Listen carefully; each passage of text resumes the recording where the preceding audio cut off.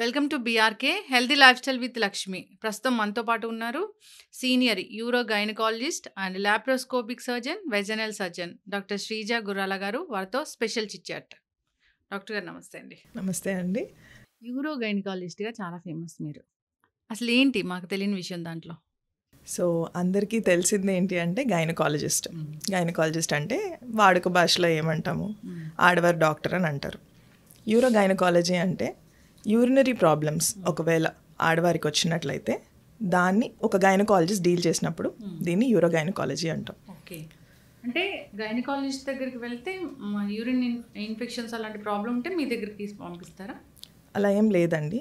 ప్రతి గైనకాలజిస్ట్ కూడా urinary infections కానీ అవన్నీ ట్రీట్ చేస్తారు.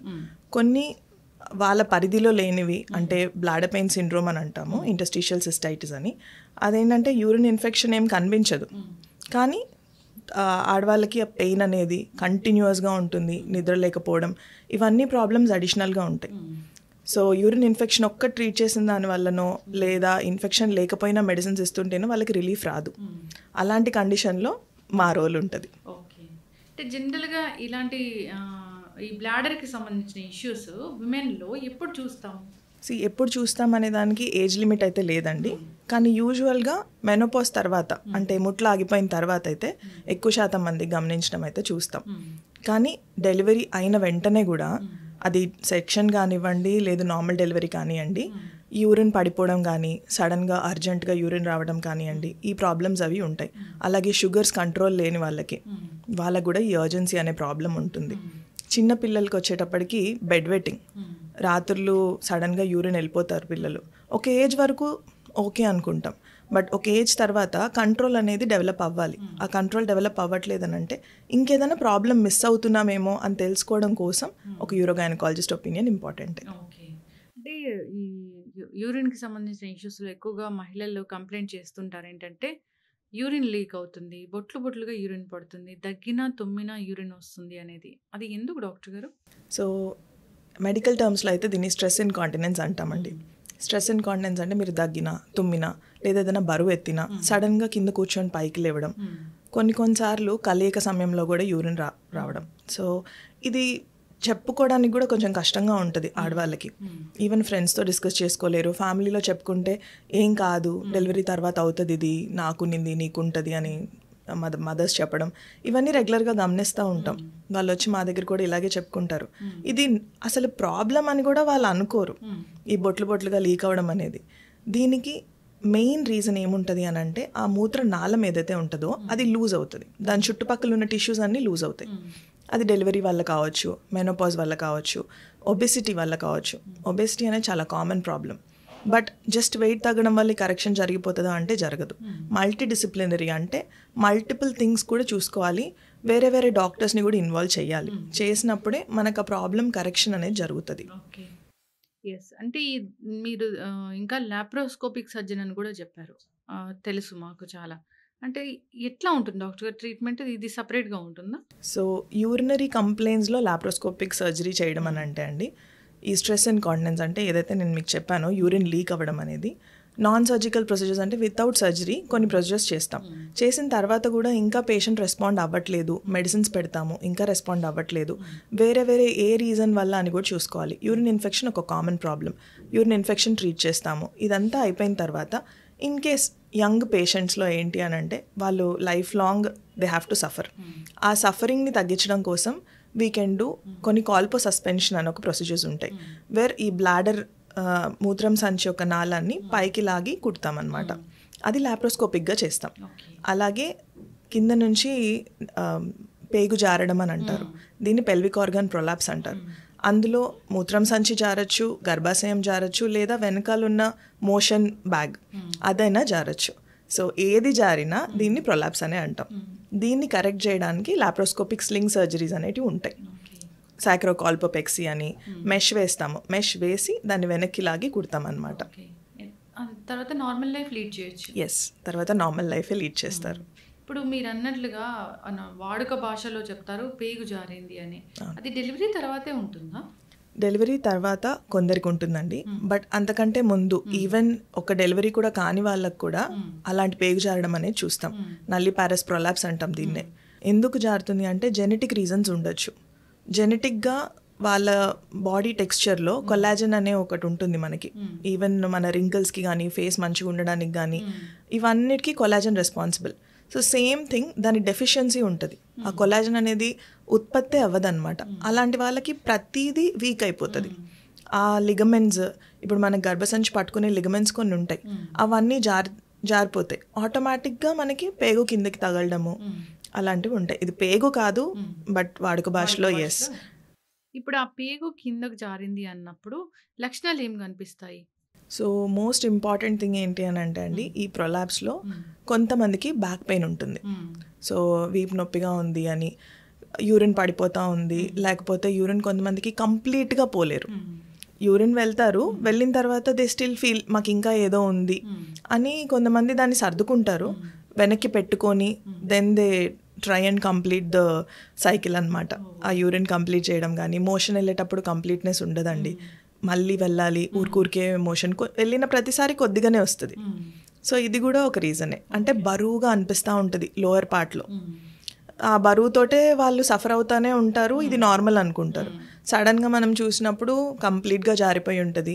అది వదిలేస్తూ ఉన్నటువంటి సిచ్యువేషన్లో ఏమవుతుందనంటే మూత్ర నాళాలు సైడ్కి ఉంటాయి, అవి కూడా వాస్తాయి.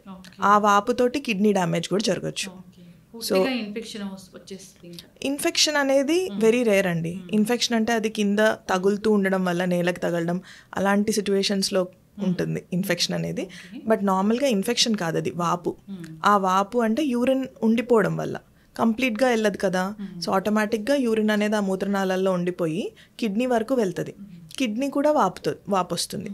ఆ వాపుతోటి డ్యామేజ్ జరుగుతుంది. ఇది లాంగ్ టర్మ్లో మనకి కిడ్నీ డ్యామేజ్గా బయటపడుతుంది. అప్పుడే వస్తుంది అన్నప్పుడు ఇలాంటి లక్షణాలు కనిపిస్తే వెంటనే డాక్టర్ని సంప్రదించడం మేలు. 100%. ఏం చెప్తారు డాక్టర్ గారు ఈ ప్రాబ్లంతో వచ్చినప్పుడు పేషెంట్స్ చాలా ఎక్కువ క్రానిక్ స్టేజ్లో వస్తారు కదా? సో క్రానిక్ స్టేజ్లో వచ్చినప్పుడు అయితే usually surgery is the first choice అండి మాకు కూడా. ఎందుకంటే మెడికల్గా ఇప్పుడు మేనేజ్ చేయడం కూడా డిఫికల్ట్ అయిపోతుంది.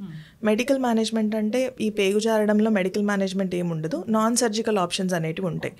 అండ్ మరీ సివియర్ కండిషన్స్, ఇప్పుడు మీరు ఎట్లయితే ఇన్ఫెక్షన్ అన్నారో అలా గర్భసంచి ముఖద్వారానికి ఇన్ఫెక్షన్ రావడం, లేదు అని అంటే ఆ చుట్టుపక్కల అల్సర్స్ ఫామ్ అవుతాయి, అవన్నీ బ్యాడ్ స్మెల్ క్రియేట్ చేయడం కానివ్వండి, దానిలోంచి ద్రవాలు లీక్ అవ్వడం కానివ్వండి జరుగుతుంది. దానికి పెసరీ అనే ఒక ఆల్టర్నేట్ ఉంటుంది. అదొక సిలికాన్ రింగ్ లాగా ఉంటుంది, దాన్ని యూరోగైనకాలజిస్టులు పెడతారు. సో దాన్ని పెడితే ఏమవుతుందంటే ఈ పేగు ఏదైతే కిందికి జారిందో, అంటే ఏదైతే ప్రొలాప్స్డ్ ఆర్గన్ ఉందో అది వెనక్కి వెళ్ళిపోయి కూర్చుంటుంది అనమాట. ఇది ఒక టెంపరీ థింగ్. కానీ ఓల్డ్ ఏజ్ వాళ్ళకి, ఇప్పుడు మనం అసలు సర్జరీయే చేయలేం వీళ్ళకి అనుకున్న వాళ్ళకి, that is a permanent option. మనం అది పెట్టేసి వదిలి విల్ గివ్ గ్యాప్స్, వాళ్ళని వచ్చి ఫాలోఅప్ చేయమంటాము. వచ్చిన ప్రతిసారి దాన్ని క్లీన్ చేసి మళ్ళీ పెట్టడం కానీ, అది గరుగ్గా అయిపోతే ఆ పెసరీ అనేది దాన్ని మార్చి వేరేది పెట్టడం కానీ చేస్తాం. అసలు గర్భసంచికి సంబంధించి ఎలాంటి ప్రాబ్లమ్స్ వస్తాయి డాక్టర్ గారు ఒక 40 తర్వాత అని చెప్పడానికి అయితే ఇప్పుడు అస్సలు లేదండి. ఎందుకంటే ఈవెన్ యంగ్ పిల్లల్లో కూడా we are seeing so many problems. మేజర్గా ఇప్పుడు most of it PCOD, endometriosis. ఇప్పుడైతే అందరికీ తెలుసు పీసీఓడి అంటే ఆ నీటి బుడగల సమస్య అని, ఎండోమెట్రియోసిస్ అంటే ఏదో లోపల నొప్పి కలిగించే సమస్య. సో అదొక సిస్ట్ లా కావచ్చు, లేదు ఇంకెక్కడికో వెళ్ళి కూర్చున్న ఎండోమెట్రియల్ టిష్యూ అనమాట. నార్మల్గా గర్భసంచి లోపల ఉండాల్సిన ఒక టిష్యూ బయటకు వెళ్ళి కూర్చుంటుంది. అలాంటప్పుడు ఎండోమెట్రియోసిస్ అనే ప్రాబ్లం వస్తుంది. దాన్ని చాక్లెట్ సిస్ట్ అని కూడా అంటారు. అంటే దానివల్ల ఏం ప్రాబ్లమ్స్ వస్తాయి, ఎవరికి వస్తుంది అని అంటే నిజంగా అయితే దానికి ఎందుకు రీజన్ అనేది తెలియదండి. But over use of plastics, regular మన యూసేజ్లో మనం ప్లాస్టిక్ కంటైనర్స్ యూజ్ చేయడం కానీ, బాటిల్స్ యూజ్ చేయడం కానీ, నోన్ ఫ్యాక్ట్ మైక్రో ప్లాస్టిక్స్ ఫుడ్లోకి వెళ్తున్నాయి అనేది. So that is one reason. Obesity అనేది ఒక రెగ్యులర్ లైఫ్ స్టైల్ అయిపోయింది ఇప్పుడు. అంటే మనం ఏ షాప్కి వెళ్ళినా కూడా ఫస్ట్ మీడియంలు, లార్జ్లు, ఎక్సెల్ అయిపోతాయి. స్మాల్, ఎక్స్ట్రా స్మాల్ అనే కాన్సెప్ట్ లేదు. ఎవరైనా బక్కగా కనిపించినా కూడా ఏంటి మీ ఇంట్లో తిండి పెట్టట్లేదా నీకు అంటే, ఒబెసిటీ అనేది మనం ఆ ప్రాబ్లం లాగా కూడా చూడట్లేదు. చిన్నపిల్లలకి మెయిన్ పీడియాట్రిషియన్ వచ్చే కంప్లైంట్ ఏంటి అంటే ఫుడ్ తినట్లేదండి, అదొకటే కంప్లైంట్. ఓవర్ ఫీడింగ్ చిన్నప్పటి నుంచి చేస్తున్నారండి. దానివల్ల ఫర్దర్ లైఫ్లో వచ్చేటప్పటికి ఒక 20 years వచ్చిన పాప మీరు చిన్నప్పటి నుంచి ఓవర్ ఫీడ్ చేస్తే సడన్గా ఎలా మానేస్తారండి ఫుడ్? బొద్దుగా లేకపోతే కూడా అడిగే వాళ్ళు కూడా ఎక్కువ అడుగుతారు. కంప్లైంట్ అమ్మ మీద కదండి. నువ్వు పెట్టట్లేదు అందుకని బొద్దుగా అవ్వట్లేదని. బట్ బొద్దుగా అవ్వడం కాదండి ఇంపార్టెంట్, హెల్దీగా ఉండడం. కొంతమంది కిడ్స్ చబ్బీగా ఉన్నా కూడా they are very active, that is more important. ఇప్పుడు చైల్డ్ మీరు 10 years నుంచి ఎక్స్ట్రా క్లాసెస్ అని పెట్టి వాళ్ళని ట్యూషన్లకు తిప్పుతూ ఉంటే అసలు బయటకు ఎప్పుడు వెళ్తారు, ఎప్పుడు ఆడతారు? అర్లీ ప్యూబర్టీ వస్తుంది, తొందరగా మెన్సెస్ వచ్చేస్తుంది అని అంటే ఒక 9 years 10 years పాపకి ఎలా తెలుస్తుందండి హౌ టు మేనేజ్? మీరు చెప్పినా కూడా పాపకి ఎలా? చిన్నప్పటి నుంచి ఇంట్లో మనమైనా సరే ఏడుస్తున్నారు అని అంటే టీవీ పెట్టి ఫుడ్ పెట్టడం, ఆటోమేటిక్గా వాళ్ళకి అసలు ఏం తింటున్నారో కూడా తెలీదు. ప్రతి దానిలో ఒక స్వీట్ వేస్తాము, వేసి కలిపి పెడతాము, ప్రతి ముద్దలో బెల్లం ముక్క పెడతారండి. అంటే తీయగా ఉంటే తప్ప తినరని. It's very common now.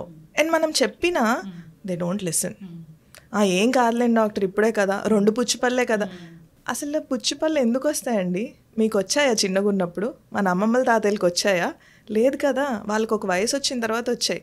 ఇప్పుడు పిల్లలకి ఎందుకు ఇంత కామన్గా చూస్తున్నాం? Over use, over feeding. ప్రతి దానిలో బయటికి వెళ్తే చాక్లెట్ కంపల్సరీ, రోజు స్కూల్కి వెళ్ళాలంటే చాక్లెట్ కంపల్సరీ, వాళ్ళు దోశ తినాలన్నా దాని మీద టొమాటో సాస్ కంపల్సరీ. టొమాటో సాస్లో ఏముంటుంది వెనక్కి తిప్పి ఎప్పుడన్నా ఇంగ్రీడియంట్ లిస్ట్ చదివారా? చదవం. పోనీ బెల్లం ఏదో మంచి ఆల్టర్నేటివ్ లాగా, అది షుగరే కదా. చిన్న పిల్లలకి 2 years 3 years లోపల పిల్లలకి నో షుగర్ ఇస్ రిక్వైర్డ్. వాళ్ళకి ఏం తెలీదు షుగర్ ఏంటి, సాల్ట్ ఏంటి, అవన్నీ వాళ్ళకి తెలీదు. సాల్ట్ 1 year వరకు ఇవ్వకపోవడం బెటర్, షుగర్ 2 years వరకు ఇవ్వకపోవడం బెటర్. అండ్ ఇచ్చేసిన తర్వాత రోజు కోకులు అవి ఇచ్చి హైపర్ యాక్టివిటీ ఉంది కిడ్కి, మనం చెప్పే మాట వినట్లేదంటే ఎలాగా? ఒక పాయింట్ తర్వాత ప్యూబర్టీ ఎర్లీగా వస్తుందంటే ఎలాగా? మీరు రోజు ఇచ్చే ఫుడ్ ఏమైనా మారుస్తున్నారా? బిర్యానీ తినిపిస్తారు, తినిపించింది ఓకే, బట్ దాని తర్వాత పెప్సీ. మనం అందరం కూర్చొని తాగితే ఇంట్లో బిడ్డ అడగరా? మన చేతిలో మనమే పాడు చేస్తాం. అంతే. ఎర్లీ ప్యూబర్టీ అనేది అసలు ఇది పెద్ద ప్రాబ్లం అయిపోయింది డాక్టర్ గారు. ప్రతి ఆడపిల్ల ఉన్న ప్రతి తల్లిదండ్రులు భయపడుతూ ఉన్నారు. అది ఏమైనా ముందుగా వస్తుందని మనం తెలుసుకోవచ్చు. భయపడడం ఇంపార్టెంట్ కాదండి, ప్రతి ఒక్కరం భయపడతాం. బట్ దానికి మనం ఏం చేస్తున్నాం? మనం ఏదో ఒక చర్య తీసుకుంటే తప్పితే దాన్ని ఆల్టర్నేట్ చేయలేరు. సో ఫస్ట్ ఆఫ్ ఆల్ కిడ్స్కి షుగర్స్ అవాయిడ్ చేయండి. షుగర్ అనేది ఎన్నో రకాలుగా ఉంటుంది. మీరు సేఫ్ హెల్దీ స్నాక్ అనుకునే ఆప్షన్లో కూడా మాల్టోడెక్స్ట్రిన్ అనే ఒక కాంపోనెంట్ ఉంటుంది, అదైనా షుగరే, it's liquid glucose. So when you're giving sugars it's an addiction అండి. Sugar addiction is the highest addiction. మీరు షుగర్ లేకుండా 30 days ఉండమని ఎందుకు ఛాలెంజ్ పెడతారు? Because you cannot do it. ఎంత స్లైటెస్ట్ షుగర్ అన్నా కానీ బాడీలోకి వెళ్ళకపోతే బాడీ తట్టుకోలేదు. అదే చిన్నపిల్లలకి వాట్ ఈస్ దాట్ అని అంటే తల్లిపాలలో ఉండే షుగర్కి వాళ్ళకి సరిపోతుంది, వాళ్ళ బ్రెయిన్ యాక్టివిటీ అదంతా. అందుకే 6 నెలల వరకు తల్లిపాలు ఇమ్మంటాం. ఆ తర్వాత మనమే అనుకుంటాం పిల్లలకి పాలు అవసరం అని. తల్లిపాలు సరిగా ఉండవు, అది ఎందుకు డాక్టర్ గారు? అసలు సరిగా ఉండకపోవడం ఏం కాదండి. ఫస్ట్ ఆఫ్ ఆల్ మెంటల్గా we should be ready to give the child. ఇప్పుడు ఫస్ట్ పుట్టగానే మనం ఇవ్వాల్సిన అవసరం లేదు, తల్లి పడుకొని ఉంటుంది, ఈ లోపల ఇంట్లో వాళ్ళు ఎవరో ఒకళ్ళు అయ్యో బిడ్డ ఏడుస్తుందని చెప్పేసి టాప్ ఫీడ్ ఒకటి కలిపిచ్చేస్తారు. ఊరికే పైనుంచి పాలు పడుతుంటే తాగే బేబీకి సక్ చేయాలనే కాన్సెప్ట్ ఎక్కడి నుంచి వస్తుందండి? సక్ చేసి బేబీ పాలు తీసుకోవాలి అని అంటే బేబీ హ్యాస్ టు ట్రై, చాలా కష్టపడితే పాలు వస్తాయి ఒక చుక్క. అది కూడా తల్లికి ఆబ్వియస్లీ డెలివరీ అయిన వెంటనే ఇమ్మీడియట్గా రాదు, బట్ ఆ టైంలో బేబీ సక్ చేయాలి. బేబీ సక్ చేస్తేనే మనకు మిల్క్ అనేది రిలీజ్ అవుతుంది, బ్రెయిన్ స్టిమ్యులేట్ అవుతుంది, హార్మోన్ రిలీజ్ అవ్వాలి. హార్మోన్ని రిలీజ్ చేయలేకుండా మనం బయట క్రియేట్ చేస్తే ఎన్విరాన్మెంట్ ఆటోమేటిక్గా బేబీ సకింగ్ ఆగిపోతుంది. లాచింగ్ అనే ఒక టెక్నిక్ ఉంటుంది, వేర్ బేబీని కరెక్ట్గా పొజిషన్ చేసి బ్రెస్ట్కి పెట్టడం. అది తల్లికి ముందు నుంచి కూడా నేర్పించాలి. అంటే జస్ట్ ప్రెగ్నెన్సీ అయిపోయి ఫస్ట్ డెలివరీకి వాళ్ళకంతా కొత్తగానే ఉంటుంది. సో ముందర నుంచి నిప్పుల్ కేర్ కానీ బ్రెస్ట్ ఎలా చూసుకోవాలి ప్రెగ్నెన్సీ అప్పుడు, ఇవి కూడా ఇంపార్టెంటే. సో సడన్గా డెలివరీ అయిపోయిన తర్వాత నిప్పుల్ చూస్తే లోపలికి వెళ్ళిపోయి ఉంటుంది, అది తర్వాత గమనిస్తే దానివల్ల ఉపయోగం ఏం లేదు. So when you can see it before only then we can give treatment అన్నమాట. ఇప్పుడు మెనోపాజ్ అనేది ప్రతి మహిళ ఖచ్చితంగా ఫేస్ చేయాల్సిన ఒక ఫేజే.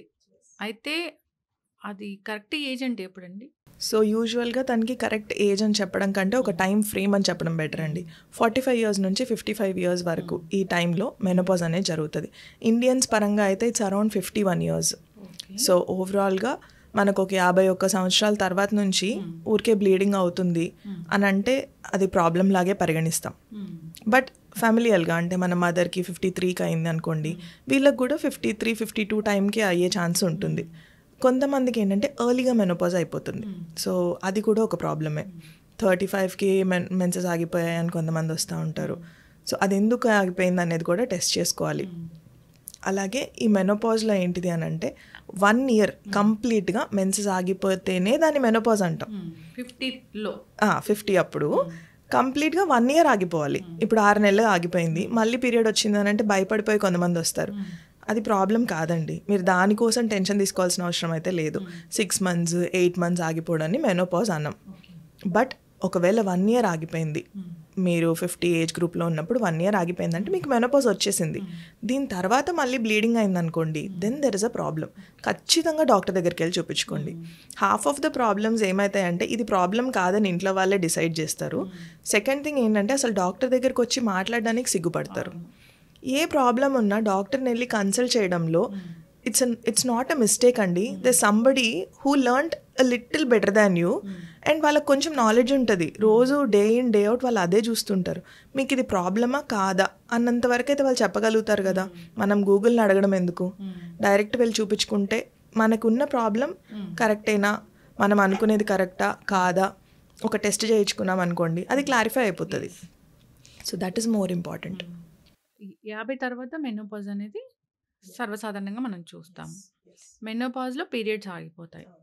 ఎస్, అయితే డాక్టర్ గారు మరి ప్రీ మెనోపాజ్ స్టేజ్ అనేది ఉంటుందా, అది ఏంటి?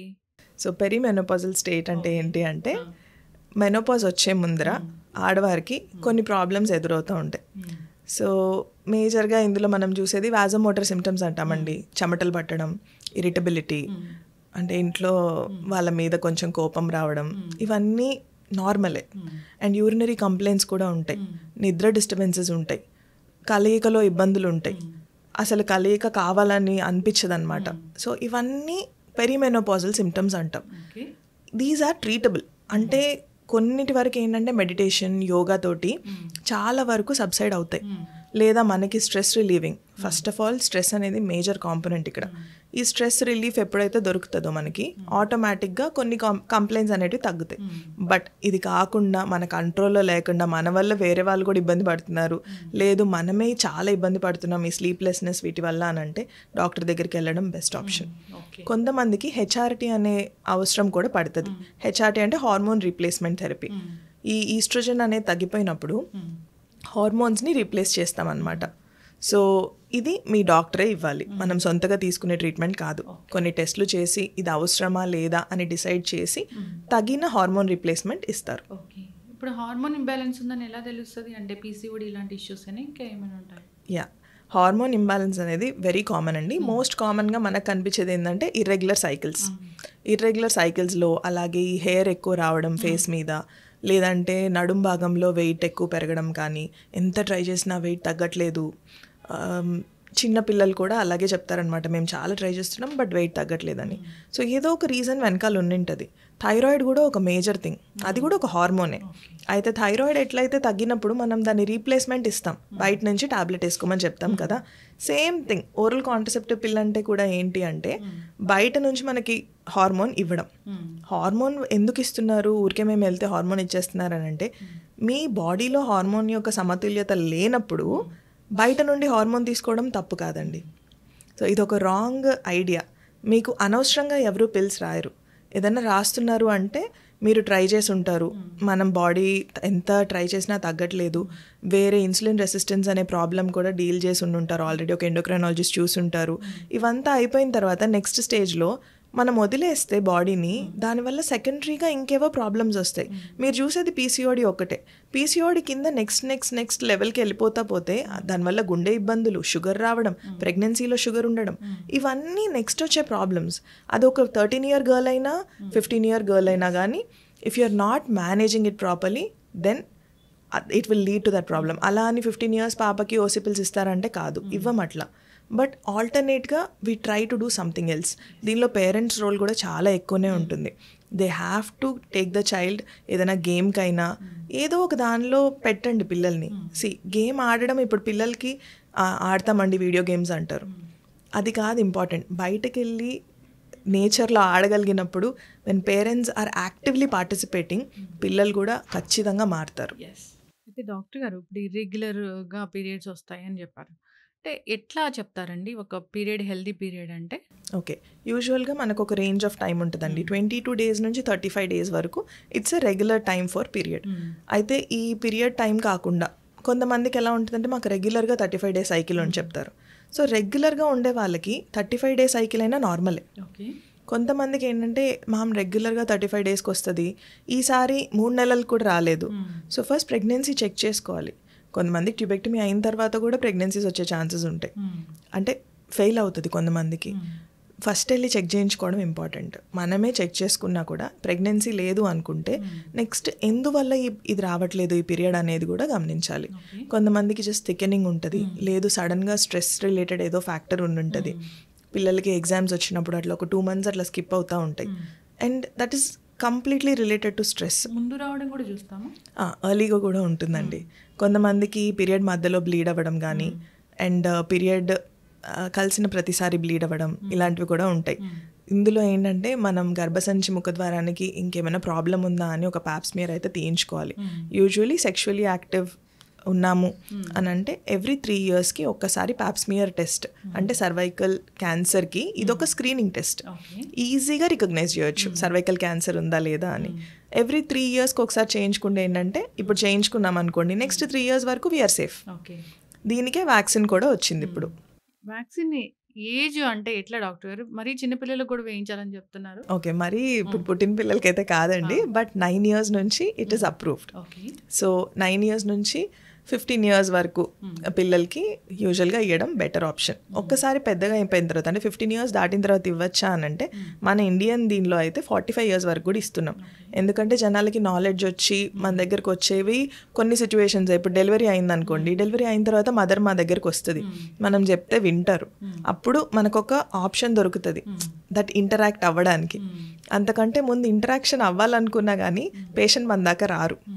అండ్ బయట ఏదన్నా వాళ్ళకి తెలిస్తే దానిలో కూడా చాలా అపోహలు ఉంటాయి. అమ్మో దీనివల్ల ఏం సైడ్ ఎఫెక్ట్స్ ఉన్నాయో ప్రతి ఒక్కళ్ళు అడిగే క్వశ్చన్ అండి, వ్యాక్సిన్ వల్ల ఏం సైడ్ ఎఫెక్ట్స్ ఉన్నాయి? వ్యాక్సిన్ వల్ల ఇన్ఫెర్టిలిటీ ఇష్యూ వస్తుందని చెప్తున్నారు కదా డాక్టర్ గారు. అంటే జనరల్గా బయట మాట్లాడుకోవటం, డాక్టర్స్ అయితే అసలు అట్లాంటి ఏముండవు, ఖచ్చితంగా వ్యాక్సిన్ తీసుకోవాలని చెప్తూ ఉంటారు. చూడండి, ఇన్ఫర్టిలిటీ ఇష్యూ అనేది వ్యాక్సిన్ తీసుకున్న వాళ్ళకి వచ్చిందేమో, కానీ ఇది 2 separate ఇష్యూస్. ఇన్ఫర్టిలిటీ అనేది ఇప్పుడు చాలా కామన్ అయిపోయింది, అది ఒకటి. అండ్ వ్యాక్సిన్ తీసుకున్నామా తీసుకోకపోవడమా అనే దాంతో సంబంధం లేకుండా ఇన్ఫర్టిలిటీ ఉన్న వాళ్ళు కూడా తీసుకొని ఉండిండొచ్చు వ్యాక్సిన్. సో ఇట్స్ జస్ట్ అన్ఎక్స్పెక్టెడ్గా రిలేటెడ్ అండి, అంతనే తప్పితే దీనివల్ల ఇది వచ్చిందని అయితే ప్రూవెన్ కానే కాదు. అండ్ దానివల్ల సైడ్ ఎఫెక్ట్ ఉంటే ఖచ్చితంగా డాక్టర్స్ అడ్వైస్ చేయరు. అయితే మహిళ తన ఆరోగ్యం పట్ల ఎలాంటి శ్రద్ధ తీసుకోవాలి అసలు? ఇప్పుడు 25 ఏళ్ళు వచ్చాయనుకోండి, ఎలాంటి టెస్టులు చేయించుకోవాలి, ఎందుకు డాక్టర్ని కలవాలి అసలు? ఫస్ట్ ఆఫ్ ఆల్ యంగ్స్టర్స్ కండి, చిన్నపిల్లలందరికీ ఇట్స్ వేకప్ కాల్ లాగా that you have to exercise. మనం మన బాడీని హెల్తీగా ఉంచుకోకపోతే మన ఫ్యూచర్ లైఫ్ అంతా ప్రాబ్లమాటిక్గా ఉంటుంది. సో చిన్నపిల్లల్ని ఏదైనా గేమ్ ఆడమని పంపించండి. మీరు ఇచ్చే 1 hour extra class for tuition లేదా అబాకస్ క్లాసో ఇంకేదనో పిల్లలు నేర్చుకునే ఫేజ్లో ఉంటారు. లైఫ్ అంతా నేర్చుకోవడమే అండి. ఈ రోజుకి కూడా మనం నేర్చుకుంటాం, పెద్దవాళ్ళు కూడా అంటారు ఇంకా నేర్చుకుంటున్నామని. సో మీరు అది అర్థం చేసుకోవాలి. ఒక ఏజ్లో ఆడడం ఇవన్నీ చేయించకపోతే లైఫ్ అంతా కష్టపడతారు వాళ్ళు. ఖచ్చితంగా ఉండాలి. సో ఎండలో పంపియండి. విటమిన్ డి డెఫిషియన్సీ ఎందుకండి, అందరికీ ఉంది. ఎండ అంటే మరీ కాలిపోయే ఎండలో పంపించకండి. పొద్దున్నే 6 గంటలకో 7 గంటలకో మంచి ఎండ ఉంటుంది. సో ప్లీజ్ బయటికి వెళ్ళండి, మీరు కూడా వాళ్ళతో వెళ్ళండి, ఇట్స్ ఇంపార్టెంట్. అండ్ ఈ టైంలో హెచ్పివి వ్యాక్సిన్ అనేది 9 to 15 years వరకు ఇప్పించవచ్చు. ఆడపిల్లలకి మగపిల్లలకు కూడా ఇప్పిస్తాం. దీని తర్వాత ఫేజ్ ఎప్పుడు వస్తుంది అని అంటే, వాళ్ళు యాక్టివ్గా అడోలసెన్స్లోకి వస్తారు పిల్లలు. ఈ అడోలసెంట్ ఏజ్లో ఏంటంటే సేఫ్ సెక్స్ ప్రాక్టీస్ అనేది ఇంపార్టెంట్. పిల్లలకి నేర్పించడం కూడా ఇంపార్టెంట్. పిల్లలకి సెక్షువల్గా అసలు ఏంటి, హౌ డస్ దిస్ హ్యాపెన్ అనేది కూడా మనం ఎక్స్ప్లెయిన్ చేయగలగాలి. ఒక మదర్గా ఎక్స్ప్లెయిన్ చేయగలగాలి, ఒక father has to explain to son. మన దగ్గర వాళ్ళు ఓపెన్గా లేకపోతే బయటికి వెళ్ళి రాంగ్ థింగ్స్ నేర్చుకుంటారు. సో ఆ సేఫ్ సెక్స్ ప్రాక్టీస్ అనేది కూడా చాలా ఇంపార్టెంట్ అండి. వాళ్ళకి అవైలబుల్గా ఉంది ఇన్ఫర్మేషన్, బోల్డ్ అంది ఇన్ఫర్మేషన్ ఉంది. రైట్ ఇన్ఫర్మేషన్ తీసుకోవడం కూడా మనం నేర్పిస్తేనే తెలుస్తుంది. దీని తర్వాత పెళ్ళి టైం వస్తుంది. అంటే ఇప్పుడు మనం పిల్లలకి చూస్తూ ఉంటాం కదా, ఇప్పుడు పెళ్ళి చేయాలి అలా అనుకునే టైం వచ్చినప్పుడు ముందుగా వెళ్ళి ప్రీ ప్రెగ్నెన్సీ చెకప్, అది మగవాళ్ళకైనా ఆడవాళ్ళకైనా మీ వైరల్స్ ఎలా ఉన్నాయి ఇవన్నీ చెక్ చేయించుకోవడం ఇంపార్టెంట్. మీ పార్ట్నర్ని అడగడం కూడా ఇంపార్టెంట్, మీరు వైరల్ చెక్ చేయించుకున్నారా అని. ఖచ్చితంగా కదా, you are spending your lifetime with him. So మీ వైరల్స్ ఎలా ఉన్నాయి అని తెలుసుకోవడం ఇంపార్టెంట్ కాదంటారా? ఎస్. అరేంజ్ మ్యారేజెస్లో when you don't know that person, కొత్త పర్సన్, కలిసి వెళ్ళండి, ఇద్దరు చెకప్ చేయించుకోండి, 100% తెలుసుకోవాలండి. సో దీని తర్వాత మనం పెళ్ళయిన తర్వాత పిల్లల్ని కనాలనుకుంటాం. సో ప్రీ ప్రెగ్నెన్సీ కౌన్సిలింగ్ ఒకసారి వచ్చి మాట్లాడుకొని ఇద్దరు జంటగా రావడం చాలా ఇంపార్టెంట్. ఎందుకంటే ఒకళ్ళు మేము ఆలోచిస్తున్నాం అనేది పక్కన మన పార్ట్నర్గా తనకన్నా తెలియాలి. ఫీమేల్ కూడా అర్థం చేసుకోవాలి మేల్ ఏం ఆలోచిస్తున్నారని. సో ఒక డిస్కషన్ ఇంపార్టెంట్ డాక్టర్ తోటి, ఏది కరెక్ట్ వే ఏది రాంగ్ వే తెలుసుకోవాలి. కొన్ని టెస్ట్లు ఉంటాయి ప్రెగ్నెన్సీ కంటే ముందు మీరు కంట్రోల్లో ఉంచుకోవాల్సినవి. మీ వెయిట్ కంట్రోల్లో ఉండాలి, మీ HbA1c అంటే షుగర్స్ కంట్రోల్లో ఉండాలి. తెలియని కూడా తెలియదు కొంతమందికి, చిన్నప్పటి నుంచి డయాబెటిక్ ఉంటారు. అండ్ వాళ్ళకి ఆ HbA1c ఎక్కువ ఉన్నప్పుడు బేబీకి ప్రాబ్లమ్స్ వస్తాయి. అంటే తల ఫామ్ అవ్వకపోవడం కానీ ఇలాంటి ప్రాబ్లమ్స్ ప్రెగ్నెన్సీలో ఫేస్ చేస్తారు. అది మనం పోస్ట్ ప్రెగ్నెన్సీ వచ్చిన తర్వాత తెలుసుకోవడం కంటే ఎర్లీగా తెలుసుకుంటే దాన్ని నివారించవచ్చు కదా. ఎప్పుడైనా ప్రివెన్షన్ ఇస్ బెటర్ అండి. Then comes your pregnancy time. Pregnancy అంతా అయిపోయిన తర్వాత ఆ టైంలో ఖచ్చితంగా డాక్టర్ని కలుస్తారు, ఎవరమైనా కలవాల్సిందే. Then post pregnancy contraception. ఈ బేబీకి నెక్స్ట్ బేబీకి ఒక అంతరం ఉండాలి, at least that gap has to be maintain. లేదనంటే మీ పెల్విక్ ఫ్లోర్ ఇబ్బంది పడుతుంది. అది నార్మల్ డెలివరీయే కదా, ఏం కాదులే 1 yearలో ఇంకో బేబీకి అన్నామనంటే అది మజిల్కి మనం ఒక టైం ఇవ్వాలి కోలుకోవడానికి. మజిల్ కోలుకోలేకపోతే హర్నియాస్ ఎలా వస్తాయో ఈ పెల్విక్ ఆర్గాన్ ప్రొలాప్స్లు అలాగే వస్తాయి, యూరినరీ ప్రాబ్లమ్స్ అలాగే వస్తాయి, యూరిన్ లీక్ అవ్వడాలు ఇవన్నీ జరుగుతూనే ఉంటాయి నార్మల్ డెలివరీలో కూడా. అంటే పెల్విక్ రెస్ట్ ఇంపార్టెంట్. అది కోలుకోవడానికి టైం కావాలి కదా. మీరు ఫీడింగ్ ఇస్తుంటారు, కాల్షియం టాబ్లెట్స్ వేసుకోరు ఫీడింగ్ అప్పుడు. దాని తర్వాత ఆటోమేటిక్గా 1 year వరకు కూడా పాలిస్తాము, 2 years వరకు కూడా పాలిచ్చే వాళ్ళు ఉన్నారు కాల్షియం టాబ్లెట్స్ తీసుకోకుండా. ఆటోమేటిక్గా బాడీలో ఉన్న కాల్షియం అంతా బేబీకి వెళ్ళిపోతుంది. మంచి మదర్లో ఏదైతే మంచి ఉందో అదంతా బేబీకి ఇచ్చేస్తాడు దేవుడు, మిగిలిపెట్టింది మనకు ఉంటుంది అనమాట. సో అందుకనే ఎక్స్ట్రాగా తీసుకోండి అమ్మ బయట నుంచి అని చెప్తాం. ఫుడ్ కూడా చాలా తక్కువ తింటూ ఉంటారు. యూజువల్గా మన హౌస్ హోల్డ్లో మనం తినే ప్రోటీన్కి కార్బోహైడ్రేట్ కంటెంట్కి అసలు పొంతనే ఉండదు. అండ్ గుడ్లు తినడం కొంతమందికి నచ్చదు. అండ్ వేరే వేరే ప్రోటీన్ పౌడర్స్ తీసుకున్నా కూడా అదంతా బ్యాలెన్స్ చేయలేకపోవచ్చు, రోజు కూడా తీసుకోము. అలా మనం వీక్ అయిపోతూ పోతాం. డెలివరీ అప్పుడు వీక్ అవుతాము. ఆ తర్వాత ఇంకా నెక్స్ట్ స్టేజ్ వచ్చేటప్పటికి ఇంకా పిల్లల్ని చూసుకునే స్టేజ్, వాళ్ళు స్కూల్కి వెళ్ళిపోతూ ఉంటారు. అసలు ఇంకా మదర్స్కి వాళ్ళ సమ్మర్ హాలిడేస్లో తప్ప వేరే టైమే దొరకదు. 100% చేయించుకోరు. సో పాప్స్మియర్స్ అనేటివి ఎవ్రీ 3 yearly చేయించుకోండి. 3 yearsలో ఒక్కసారి మీరు వెళ్ళి విజిట్ చేస్తే సరిపోతుంది. బట్ 40 years నుంచి ఏంటంటే బ్రెస్ట్ క్యాన్సర్ స్క్రీనింగ్ కూడా ఇంపార్టెంట్. సెల్ఫ్ బ్రెస్ట్ ఎగ్జామినేషన్ అంటే మనల్ని మనం ఎగ్జామిన్ చేసుకోవడం. మీకు ఒకవేళ అర్థం కావట్లేదు అనుకోండి, ఒకసారి డాక్టర్ దగ్గరికి వెళ్ళి కనుక్కోండి ఎలా చేసుకోవాలి అని. సో వాళ్ళు మీకు నేర్పిస్తారు. నేర్పించిన తర్వాత మీరు రెగ్యులర్గా చెక్స్ చేసుకుంటూ ఉండండి. మంత్కి ఒకసారి, స్నానం చేసినప్పుడు ఒకసారి చేసుకోవడం ఇంపార్టెంట్. జస్ట్ నిలబడుకొని కాకుండా వేరే వేరే పొజిషన్స్లో ఎలా చేసుకోవాలి అవన్నీ వాళ్ళు మీకు నేర్పిస్తారు. ఆర్ యూట్యూబ్లో బోల్డ్ అనే వీడియోస్ కూడా ఉన్నాయండి చూసుకోవడానికి. ఈ ఎగ్జామినేషన్ తర్వాత 40 years నుంచి మామోగ్రామ్స్ అంటాం. మామోగ్రఫీ అంటే ఎక్స్రే ద్వారా బ్రెస్ట్లో ఏదైనా ప్రాబ్లం ఉందా అనేది చూడడం. దీని తర్వాత కొంతమందికి ఫ్యామిలీ హిస్టరీలో బ్రెస్ట్ క్యాన్సర్స్ అలా ఉంటాయండి. అలాంటి వాళ్ళు చాలా ఎర్లీగా చూయించుకోవాలి, చాలా ఇంపార్టెంట్ అది. అండ్ 40sలో మనం పాప్స్మియర్స్, మామోగ్రామ్స్ చెక్లో ఉంచుకోవడం, మనకి ఇయర్లీ ఏమేమి చేంజెస్ వస్తున్నాయి, లిపిడ్ ప్రొఫైల్స్ కానీ ఇవన్నీ చూసుకోవడం ఇంపార్టెంట్. పోస్ట్ 50 మాత్రం ఇంకేదైనా యూరినరీ కంప్లైంట్స్ ఉన్నా, లేదు ఈ ప్రొలాప్స్ లాంటివి ఏమన్నా ఉన్నా చెక్ చేయించుకోవడం ఖచ్చితంగా ఇంపార్టెంట్.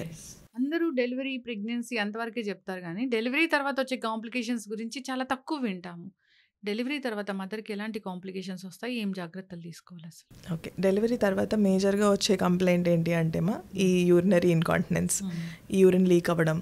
కిగిల్స్ ఎక్సర్సైజ్ అని ఒక ఎక్సర్సైజ్ ఉంటుంది, ఇప్పుడు మీ పెల్విక్ ఫ్లోర్ డ్యామేజ్ అనేది జరిగి ఉంటుంది. ప్రెగ్నెన్సీ ఇట్ సెల్ఫ్ ఒక డ్యామేజ్ క్రియేట్ చేస్తుంది ఒక మదర్కి. అంటే మజిల్స్ తట్టుకోలేవు ఆ స్ట్రెయిన్ని అంతనే.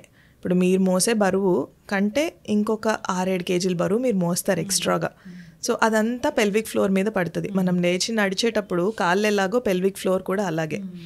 దీన్ని వీక్నెస్ వల్ల మనం ఫ్యూచర్లో ప్రాబ్లమ్స్ రాకుండా ఉండాలంటే కిగిల్స్ ఎక్సర్సైజెస్ ముందు నుంచి చేసుకోవాలి. సో పోస్ట్ డెలివరీ కిగిల్స్ ఎక్సర్సైజ్ అంటే మన ఊపిరి బిగబట్టుకుంటూ కింద ఉన్న భాగాన్ని గట్టిగా పట్టుకోవడం. గట్టిగా పట్టుకొని దాన్ని ఒక 3 seconds అన్న హోల్డ్ చేస్తాము, తర్వాత వదులుతాం అనమాట. సో ఇలా మనం మల్టిపుల్ టైమ్స్ చేస్తూ దీని టైమింగ్ని ఇంక్రీజ్ చేసుకుంటూ పోతాం. దీంతో చాలా రిలీఫ్ వస్తుంది అండ్ మదర్కి ఆ పెల్విక్ ఫ్లోర్ అనేది చాలా స్ట్రెంథన్ అవుతుంది. That is more important. Eating right amount of protein 100% miss చేస్తాం మనం. చాలామంది నాన్ వెజ్ తినరు, పిల్లలకి పాలు సరిగ్గా రావంటారు, ఏవేవో రీజన్స్ ఉంటాయి. బట్ పప్పులో అయినా కానీ మీకు ప్రోటీన్ వస్తుంది. సో రోజు కొన్ని గుగ్గులు నానబెట్టుకోవడము, వాటిని తినడము, make it like a practice. Everyday మనం ఏదో ఒక థింగ్ అయినా స్ప్రౌట్స్ కానివ్వండి, ఏదో ఒక రకంగా ప్రోటీన్ వెళ్ళనివ్వండి బాడీలోకి. అలాగే కాల్షియం, పాలు ఒక్కటి తాగడం వల్ల కాల్షియం రాదండి. కొంచెం ఒక కప్ ఆఫ్ కర్డ్ తీసుకోండి, ఒక కాల్షియం టాబ్లెట్ మీరు బ్రెస్ట్ ఫీడింగ్ అప్పుడు ఖచ్చితంగా తీసుకోండి. That is really important. అలాగే ఖచ్చితంగా మన డెలివరీ అయినప్పుడు బ్లీడింగ్ అయి ఉంటుంది.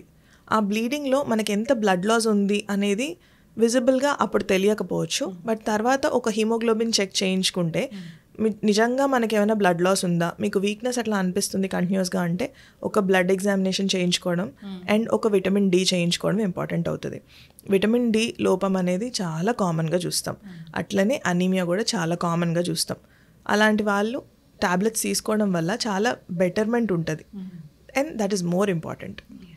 చాలా మందికి కూడా మీరు అన్నట్లుగానే ఈ యూరిన్లో బర్నింగ్ సెన్సేషన్ అనేది తగ్గి వస్తూ ఉంటుంది. ఎప్పుడు హెల్దీగా అనిపించదు యూరిన్ వెళ్ళే ప్లేస్ అనేది. అది ఎందుకు డాక్టర్ గారు? మన దగ్గర most of the time vaginal washes అనేటివి వచ్చాయండి. అవి ఎక్కువ యూసేజ్ అయిపోయింది. అతిగా యూస్ చేయడం, అతిగా క్లెన్లీనెస్ ఉంచుకోవడం. ఆల్రెడీ మనకి మన ఫిజికల్గా బాడీ క్లీన్గానే ఉంటుంది. మనం రోజుకు ఒకసారి స్నానం చేస్తే కూడా మన ప్రైవేట్ పార్ట్స్ క్లీన్ చేసుకోవడంతో ఆ క్లెన్లీనెస్ సరిపోతుంది. అడిషనల్గా మీరు కొత్తగా వాషెస్ తీసుకొని ఎవ్రీ టైం మీరు యూరిన్కి వెళ్ళిన ప్రతిసారి దాన్ని యూజ్ చేయడం వల్ల జనరల్గా గ్రోత్ ఉండే రెగ్యులర్ బ్యాక్టీరియా అంటాం, అవన్నీ చచ్చిపోతాయి. అండ్ అతిగా క్లీన్ చేయడం అంటే కొంతమంది లోపల వరకు కూడా క్లీన్ చేస్తారు. They think it is normal. It's not normal అండి. You don't have to clean. చెవు ఇప్పుడు లోపల వరకు క్లీన్ చేయాల్సిన అవసరం లేదు. నీళ్లు పోసి క్లీన్ చేసుకోవాలా, ఆటోమేటిక్గా బయటకు వచ్చేస్తుంది ఏదన్నా ఉంటే. దేవుడు మన బాడీని అలాగే క్రియేట్ చేశాడు. So you don't have to over do. అతిగా చేయడం వల్ల వచ్చే ప్రాబ్లమ్స్ ఇవన్నీ. సో వాషెస్ వెళ్ళిన ప్రతిసారి, వాష్రూమ్కి వెళ్ళిన ప్రతిసారి టిష్యూ తోటి డాబ్ చేసుకోండి. లేదు మీరు జస్ట్ ప్లెయిన్ వాటర్ తోటి వాష్ చేసుకోండి. హాట్ వాటర్ వాడకండి. కొంతమంది చాలా వేడి నీళ్ళు వాడతారు. That is also a problem. It's a very sensitive area and టెంపరేచర్కి it will react. Warm water, even పిల్లలకి వాష్ చేసేటప్పుడు జస్ట్ వామ్ వాటర్ తోటి వాష్ చేయండి. బికాజ్ ఒక ఏజ్ వరకు మదర్సే వాష్ చేస్తూ ఉంటాము. వాళ్ళకి వాష్ చేయడం కూడా యూ హ్యావ్ టు కాన్సన్ట్రేట్. అని వదిలేయొద్దు. అలా అని ఏదన్నా ప్రాబ్లం ఉంది అని అంటే కూడా డాక్టర్ దగ్గరికి వెళ్ళి ఒకసారి చూయించుకోండి. చిన్నపిల్లలే కదా, కొన్నిసార్లు స్మెల్ వస్తుంది చిన్నపిల్లలకి వాష్ చేసేటప్పుడు కూడా. దాన్ని కూడా మనం you have to think about it. చక్కటి ఇన్ఫర్మేషన్ డాక్టర్ గారు. మహిళా ఆరోగ్యం గురించి చాలా చక్కగా చెప్పారు. అసలు యూరో గైనకాలజీ అంటే ఏంటి, దాంట్లో ఏం ట్రీట్ చేస్తారు, మహిళకి ఎలాంటి కాంప్లికేషన్స్ వస్తాయి, ఎప్పుడు డాక్టర్ని కలవాలి, ఎలాంటి వ్యాక్సిన్స్ ఉన్నాయి, ఇలాగా ఈ సిరీస్ అనేది కంటిన్యూ చేద్దాం. డాక్టర్ గారు చాలా చక్కగా చెప్పారండి. మీరు చెప్పిన జాగ్రత్తలు అందరూ పాటించి హెల్దీగా ఉండాలని చెప్తాము. ధన్యవాదాలు. థ్యాంక్ యూ అండి. నమస్కారం అండి. నేను doctor Sreeja Gurrala, consultant urogynaecologist, laparoscopic and vaginal surgeon, Care Hospitals, Nampally. So నేను ఒక యూరోగైనకాలజిస్ట్గా యూరినరీ ప్రాబ్లమ్స్ అంటే మూత్రం లీక్ అవ్వడం, దగ్గితే తుమ్మితే మూత్రం పడడం అండ్ అర్జెంటుగా యూరిన్ రావడం లాంటి ప్రాబ్లమ్స్ తోటి, అలాగే యూరినరీ ఇన్ఫెక్షన్స్, ఊరికే మూత్రంలో ఇన్ఫెక్షన్స్ రావడం అండ్ పేగు జారడం అంటే ప్రొలాప్స్ అంటామండి, ఇలాంటి కంప్లైంట్స్ డీల్ చేస్తాను. అలాగే మెనోపాజల్ ఫీమేల్స్ అంటే మన ముట్లు ఆగిపోయిన తర్వాత వచ్చే ప్రాబ్లమ్స్ కానివ్వండి అండ్ పోస్ట్ డెలివరీ వచ్చే కంప్లైంట్స్ కూడా డీల్ చేస్తాను. Thank you.